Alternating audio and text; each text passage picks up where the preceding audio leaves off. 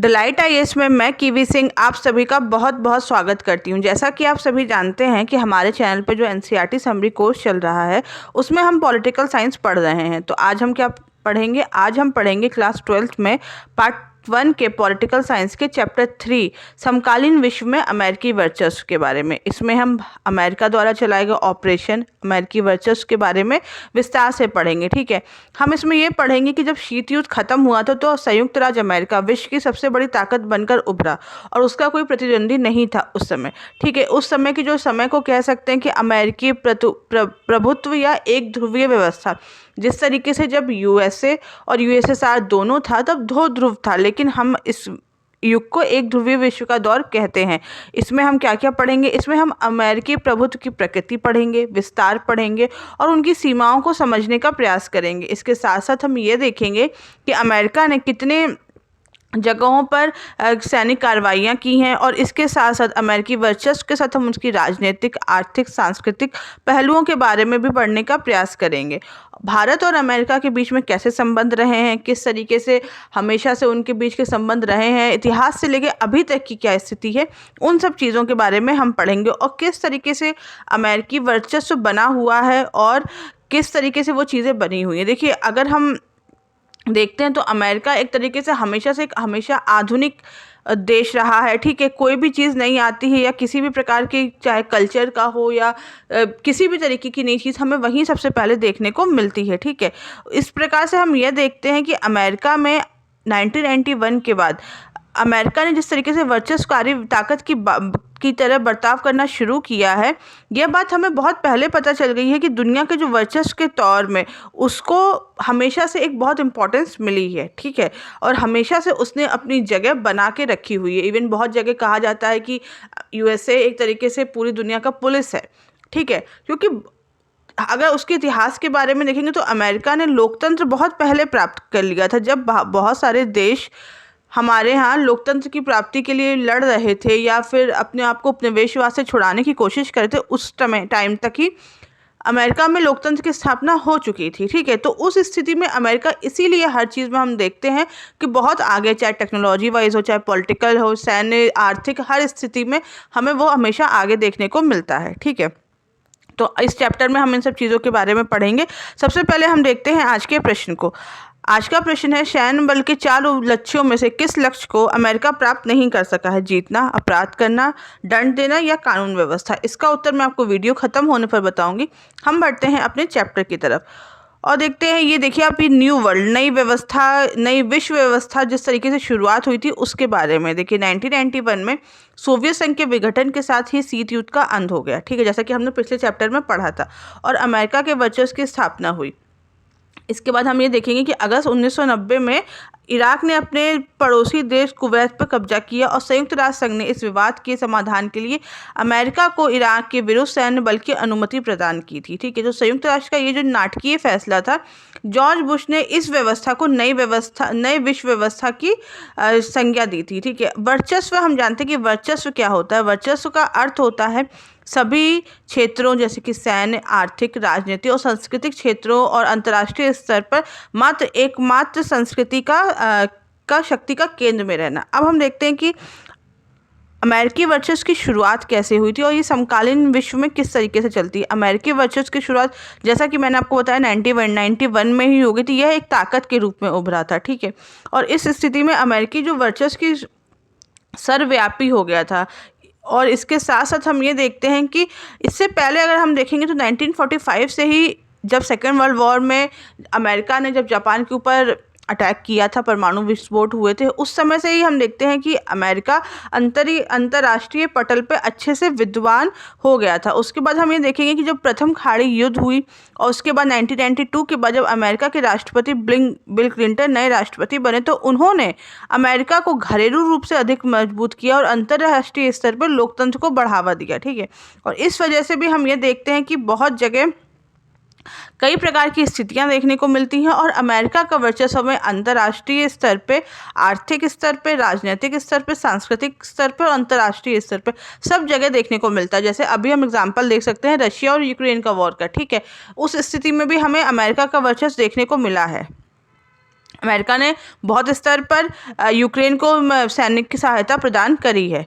अब हम देखते हैं कि अमेरिका ने किस प्रकार के जो सैन्य अभियान चलाए थे वो क्या क्या थे। देखिए, अमेरिका द्वारा कई सैन्य अभियान चलाए गए हैं। उन्होंने कई जगहों पर सैन्य अभियान चलाए हैं, जिसमें सबसे पहला जो सैन्य अभियान था वह था प्रथम खाड़ी युद्ध या ऑपरेशन डेजर्ट स्टॉर्म। ये 1990 के दशक में इराक ने कुवैत पर हमला किया था और बड़ी तेजी से उस पर कब्जा कर लिया। सभी देशों द्वारा इराक को समझाने की कोशिश की गई थी, लेकिन इराक उस समय माना नहीं था। तब यूएन ने कुवैत को मुक्त कराने के लिए बल प्रयोग की अनुमति दे दी थी और संयुक्त राष्ट्र संघ ने इस अभियान को ऑपरेशन डेजर्ट स्टॉर्म कहा था। यूएन के लिए ये फैसला बहुत बड़ा था, क्योंकि शीत युद्ध के बाद से कभी इतना बड़ा फैसला नहीं लिया गया था और जॉर्ज बुश ने इसी को नई विश्व व्यवस्था की संज्ञा दी थी। एक अमेरिकी जनरल नॉर्मन शॉवजॉक ने इस सैन्य अभियान के प्रमुख थे और 34 देशों की मिली इस जुली सरकार में जो 75% जो सैनिक थे वो अमेरिका के थे। हालांकि इराक के राष्ट्रपति सद्दाम हुसैन ने कहा था कि 100 जंगों की एक जंग साबित होगी, लेकिन इराकी सेना बहुत जल्दी हार गई और उसे कुवैत से हटने के लिए मजबूर भी होना पड़ा था। और इस खाड़ी युद्ध में हम देखेंगे कि 34 देशों ने मिलकर भारी भरकम फौज ने इराक को हरा दिया था और इसे हम प्रथम खाड़ी युद्ध कहते हैं। प्रथम खाड़ी युद्ध के बाद हम देखेंगे कि 1992 में अमेरिका में राष्ट्रपति चुनाव हुए और बिल क्लिंटन नए राष्ट्रपति बने थे। दूसरा जो बहुत बड़ा ऑपरेशन किया गया है वह है ऑपरेशन इन्फाइनट रिच। ठीक है, यह युद्ध यह कब किया गया था? यह केनिया में बने हुए अमेरिकी दूतावास पर जब हमला हुआ और तंजानिया में बने हुए अमेरिकी दूतावास पर हमला हुआ था। ठीक है, इसके लिए इस युद्ध का जवाब दिया गया था। हमले की जिम्मेदारी किसको ली थी? अल-कायदा द्वारा, जो एक बहुत बड़ा आतंकवादी संगठन है, जैसा कि हम सभी जानते हैं। उन्होंने इसको जिम्मेदार बताया था। ठीक है, तो उस युद्ध के जवाब में ऑपरेशन इन्फाइनट रिच किया गया था। इसमें ऑपरेशन में उन्होंने सूडान और अफगानिस्तान के आतंकवादी ठिकाने पर क्रूज मिसाइल से हमला किया था। ठीक है, अब हम देखते हैं एक और ऑपरेशन हुआ जिसे हम ऑपरेशन एंड्यूरिंग फ्रीडम भी कहते हैं। यह आतंकवाद के विरुद्ध चलाया गया ऑपरेशन था, जिसे राष्ट्रपति जॉर्ज बुश ने 2001 में चलाया था।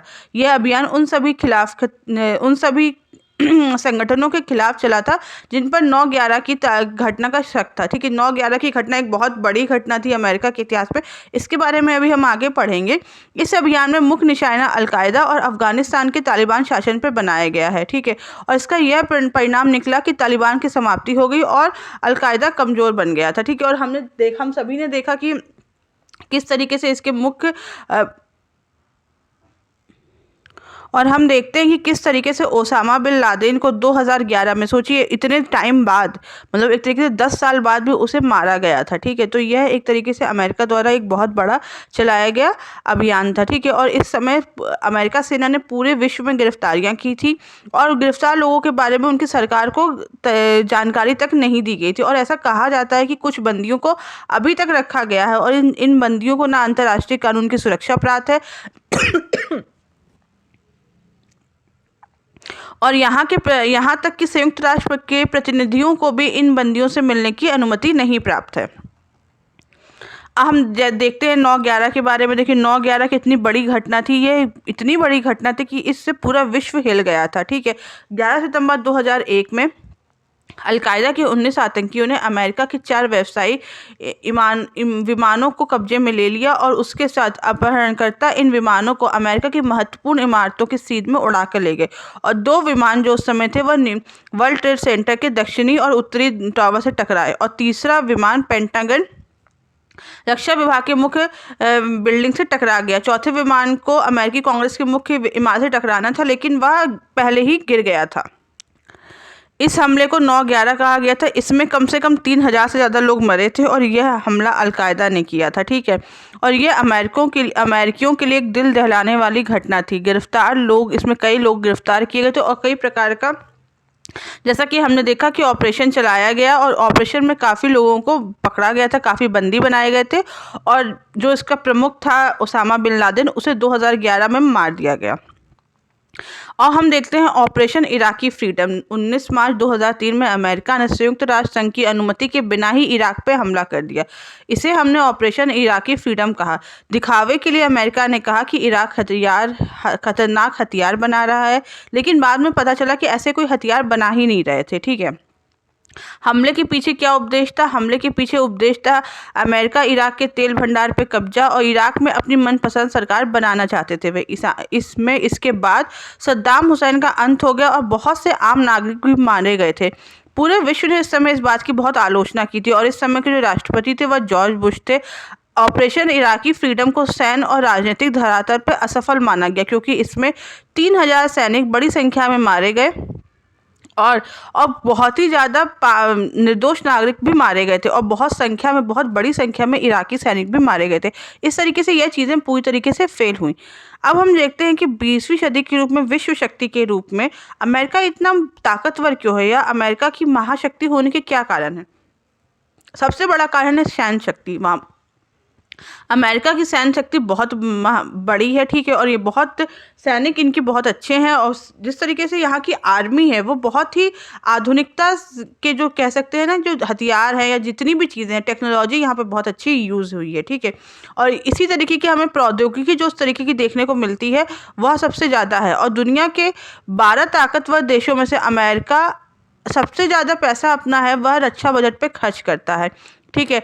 बहुत बड़ा हिस्सा वह सैन्य तकनीकी और अनुसंधान पे खर्चा करता है और हथियार आधुनिक बनाने की कोशिश करता है और यह कोशिश करता है कि उनके हथियार गुणात्मक रूप से दुनिया में सबसे अच्छे हों। इसके साथ साथ यह दुनिया की बहुत बड़ी आर्थिक शक्ति है। आज के टाइम में हम देखेंगे तो दुनिया में सबसे इकोनॉमिक पावर में नंबर 1 पे है, सबसे पहले देश के रूप में आता है, विश्व की सबसे बड़ी आर्थिक शक्ति है। और इसके साथ साथ इसे यूएन में वीटो पावर भी मिली हुई है जिसकी वजह से यह इतना महत्वपूर्ण स्थान रखता है। जैसे अभी मैंने आपको बताया कि दुनिया में सबसे बड़ी अर्थव्यवस्था वाला देश है अमेरिका, ठीक है। 25,350 अरब डॉलर की इसकी एक तरीके से पूरी आर्थिक स्थिति बनी हुई है, ठीक है। विश्व की अर्थव्यवस्था में लगभग इसका 28% हिस्सा है। हर क्षेत्र में विश्व की कोई ना कोई अग्रणी कंपनियों में से हमेशा से अमेरिका रही है। प्रमुख जितने भी अंतर्राष्ट्रीय संगठन जैसे IMF, विश्व बैंक, विश्व व्यापार संगठन, यहाँ पर भी हमें अमेरिका का दबाव देखने को मिलता है। और इसके साथ साथ हम ये देखेंगे कि वर्ल्ड वाइड वेब या इंटरनेट, इन सब चीज़ों पे भी हमें अमेरिका का दबाव देखने को मिलता है। अब हम देखते हैं कि अमेरिकी शक्ति के आगे अवरोध किस तरीके से बनाए गए हैं। अमेरिकी वर्चस्व को लगाम लगाने के लिए क्या ऐसी चीज़ें हैं या किस तरीके से ऐसी चीज़ें हैं। सबसे पहले है अमेरिका की संस्थागत बनावट। अमेरिका की संस्थागत बनावट जिसमें सरकार के तीनों अंगों यथा व्यवस्थापिका, कार्यपालिका और न्यायपालिका एक दूसरे पर नियंत्रण रखते हुए स्वतंत्रता पूर्वक कार्य करते हैं। दूसरा है अमेरिकी समाज की उन्मुक्त प्रकृति। यहाँ के जो लोग हैं, यहाँ प्रकृति बहुत उन्मुक्त है। यह अमेरिका के विदेशी सैन्य अभियानों पर अंकुश रखने में बहुत बड़ी भूमिका निभाती है। और तीसरा पॉइंट है नाटो। इस देशों में बाजार मूलात्मक अर्थव्यवस्था चलती है। नाटो में शामिल देश अमेरिका के वर्चस्व पे अंकुश लगा सकते हैं, ठीक है, और बहुत सारे देश ऐसे शामिल हैं। अब हम देखते हैं कि अमेरिका के वर्चस्व से बचने के क्या उपाय हैं। सबसे बड़ी है बैंड वेगन नीति। इसका अर्थ है वर्चस्व जनित अवसरों का लाभ उठाते हुए विकास करना, ठीक है। भारत, रशिया, अगर चीन एक साथ हो जाएं तो अमेरिका के वर्चस्व से बचा जा सकता है। अगर कोई देश ऐसा हो जो अपने आप को उसकी नीति से छुपा ले, तब ऐसे नीति वाले देश को भी अमेरिका से वर्चस्व से बचा जा सकता है। ज़्यादातर संस्थाएं, NGO, सामाजिक आंदोलन, मीडिया, जनता, कलाकार, लेखक अगर सभी मिलके उसका प्रतिरोध करें तो हम देख सकते हैं कि जिस तरीके से अमेरिका का वर्चस्व बना हुआ है या जिस तरीके से नेगेटिव इम्पैक्ट बना हुआ है उनसे बचा जा सकता है। अब हम जानते हैं भारत और अमेरिका के संबंधों के बारे में। शीत युद्ध के बाद भारत द्वारा उदारीकरण और वैश्वीकरण की नीति को अपनाया गया था, ठीक है, और यह बहुत महत्वपूर्ण था। भारत अब अमेरिका की विदेश नीति में बहुत महत्वपूर्ण स्थान रखता है। देखिए पहले की स्थिति ऐसे थी कि हमने देखा कि भारत USSR या रशिया का एक बहुत समर्थक रहा है या बहुत बड़ा सपोर्ट हमेशा से रहा है। ऐसी भारत की जो नीति है वह गुट निरपेक्षता की नीति, जैसा कि मैंने आपको पहले चैप्टर में बताया था। तो भारत किसी भी गुट में शामिल नहीं था, लेकिन हमने ऐसा देखा है कि भारत के रशिया के साथ काफ़ी गहरे संबंध थे। लेकिन अब स्थिति ऐसी भी आ गई है कि भारत के अमेरिका के साथ भी उसी तरीके के संबंध देखते हैं, व्यापार में, आर्थिक स्थिति में, इन सब चीज़ों में हम देखेंगे कि भारत और अमेरिका के संबंध लगातार अच्छे होते हैं। अमेरिका आज भारत का सबसे बड़ा व्यापारिक साझेदार है। अमेरिका के विभिन्न राष्ट्रीय अध्यक्षों द्वारा भारत से संबंध प्रकट करने हेतु भारत की यात्रा की गई है। ठीक है, इसके साथ साथ अमेरिका में जो बसे हुए यहाँ के भारतीय हैं, वह उनका सिलिकॉन वैली में खास प्रभाव है। सामाजिक महत्व में भारत अमेरिकी असैन्य परमाणु समझौतों का संपन्न होना, इस तरीके की जो चीज़ें हुई थी, इससे काफ़ी ज़्यादा हम देखते हैं कि भारत पर प्रभाव पड़ा है। और कई अमेरिकी राष्ट्रपतियों की यात्रा, जैसे कि बराक ओबामा ने 2015 में की थी। इसके बाद उस समय के तत्कालीन राष्ट्रपति डोनाल्ड ट्रंप ने भारत में यात्रा की थी। इन्होंने रक्षा सौदा के साथ साथ इन समझौतों का नवीनीकरण किया है और कई क्षेत्रों में भारत को ऋण और सहायता देने की घोषणा की है। इसके साथ साथ डोनाल्ड ट्रंप ने भारत की आउटसोर्सिंग संबंधी नीति में व्यापारिक हित प्रभावित करने की संभावना की थी। हम वर्तमान में देखेंगे तो वर्तमान में विभिन्न वैश्विक मंचों पर अमेरिकी राष्ट्रपति और भारतीय प्रधानमंत्रियों की मुलाकात होती है और वार्ताओं के द्वारा दोनों देशों के मध्य आर्थिक, राजनीतिक, सांस्कृतिक और सैन्य संबंधों को सुदृढ़ीकरण करने के रूप में हम देख सकते हैं और इसके रूप में हम सकारात्मक पहल देख सकते हैं। भारत और अमेरिका एक तरीके से फ्यूचर की तरफ जो इनका रिश्ता है वो हमेशा से अच्छा रहने की स्थिति है और इस समय भी जब नए वहाँ के प्रेसिडेंट आए हैं उसके बाद ये रिश्ता या ये जो संबंध है यह भी अच्छा बने रहने की ही उम्मीद है। तो आते हैं आज के प्रश्न के ऊपर। आज का प्रश्न है, सैन्य बल के 4 लक्ष्यों में से किस लक्ष्य को अमेरिका प्राप्त नहीं कर सका है? तो इसका उत्तर है कानून व्यवस्था। आज के वीडियो में बस इतना ही। अगर आपको इस वीडियो से रिलेटेड कोई भी डाउट हो तो आप मुझे कमेंट बॉक्स में बताएं और फ्री PDF के लिए हमारे टेलीग्राम ग्रुप से जुड़ें। Thank you so much.